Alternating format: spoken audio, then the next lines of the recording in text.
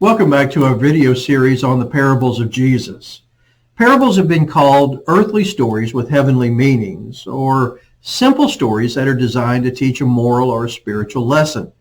Jesus used these throughout his ministry, and they continue to teach today. In this lesson, we're going to go back to Matthew chapter 13. This is an incredible section of some of Jesus' most popular parables.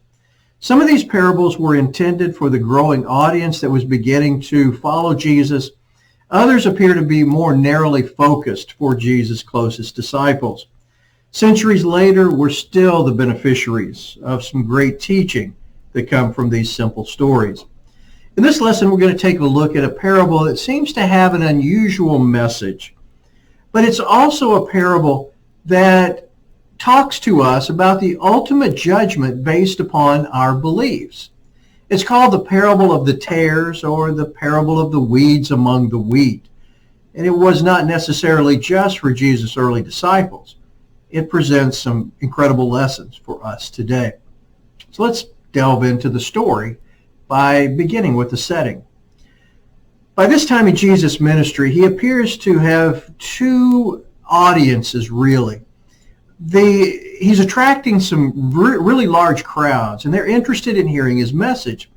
But he's also surrounded by some of his closest disciples who are needing to grasp the essentials of their ministry.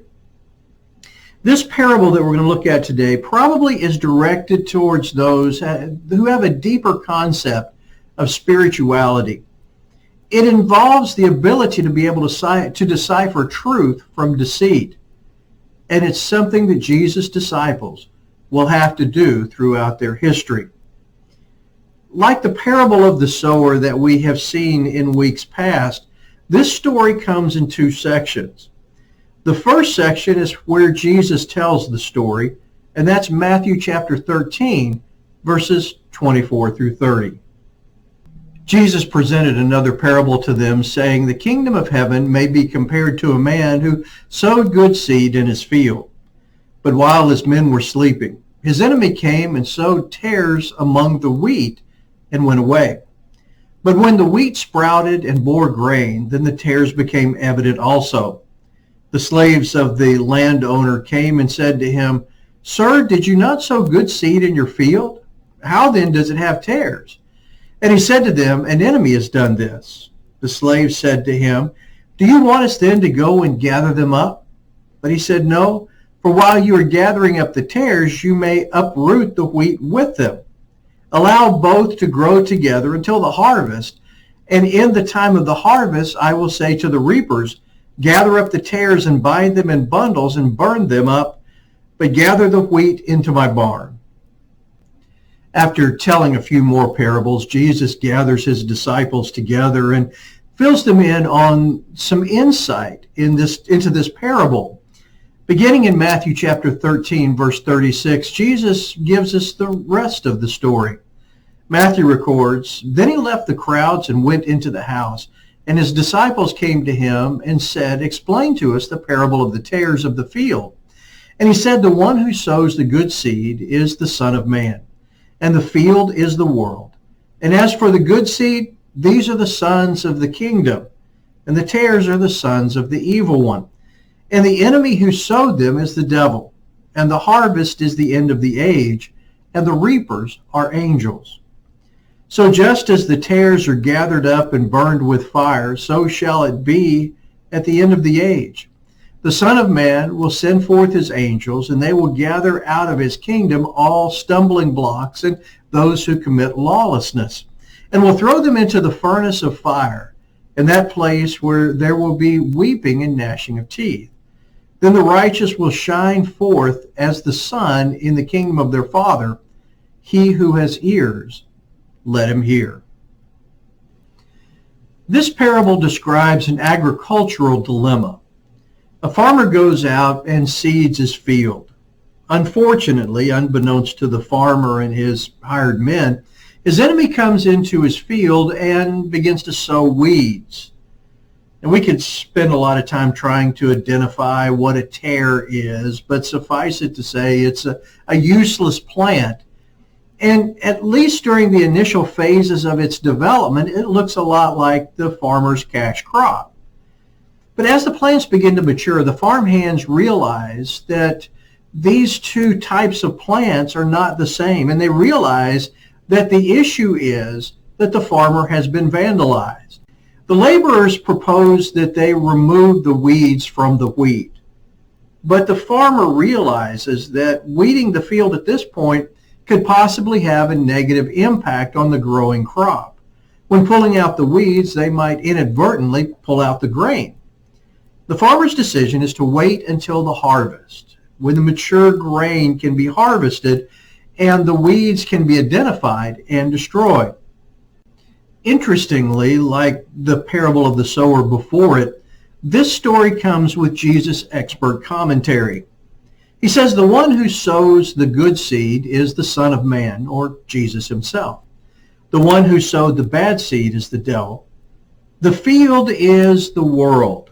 Those who accept the message of Jesus are the good plants, and those who accept the message of Satan are the bad plants. To him, the harvest is the judgment that comes at the end of the age.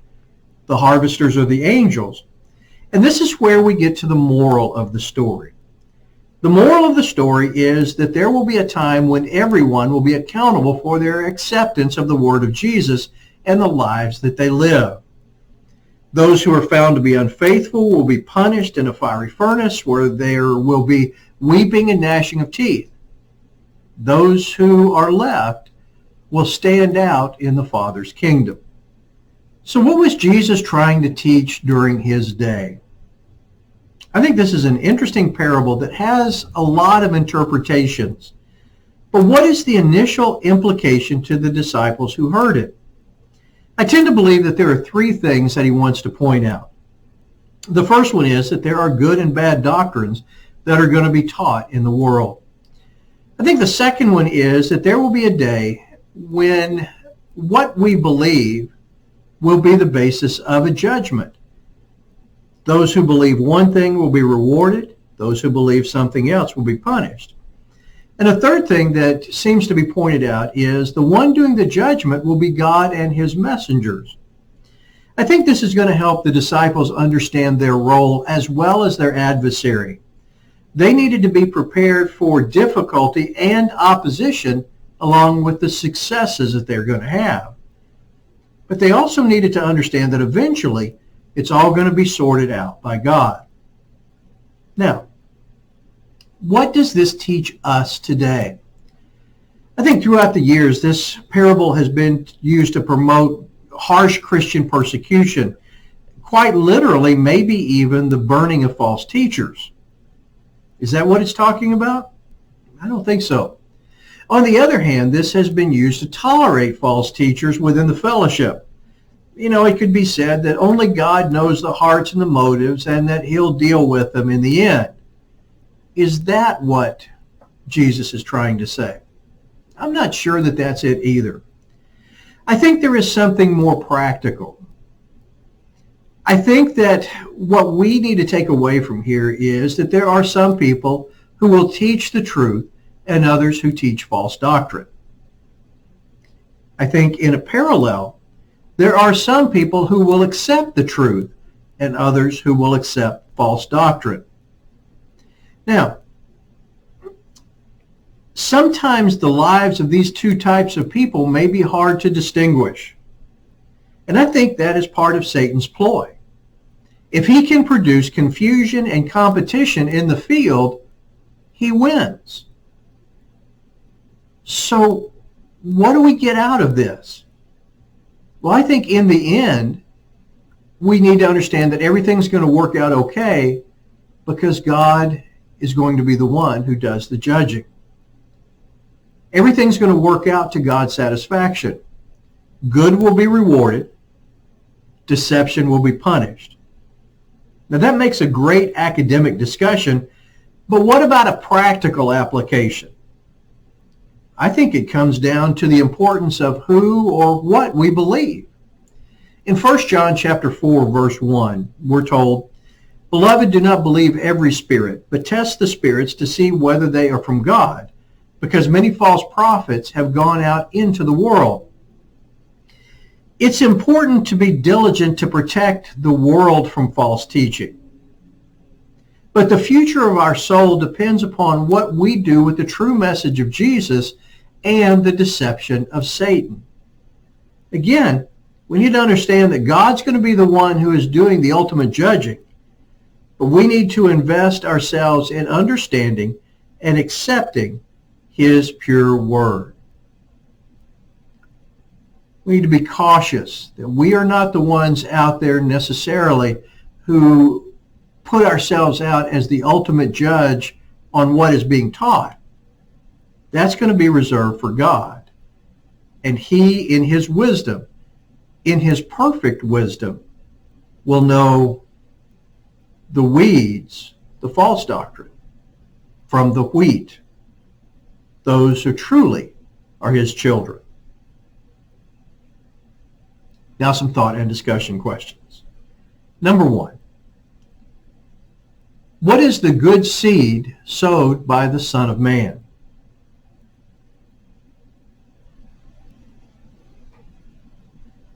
Number two, what are some examples of modern tares sown by the devil?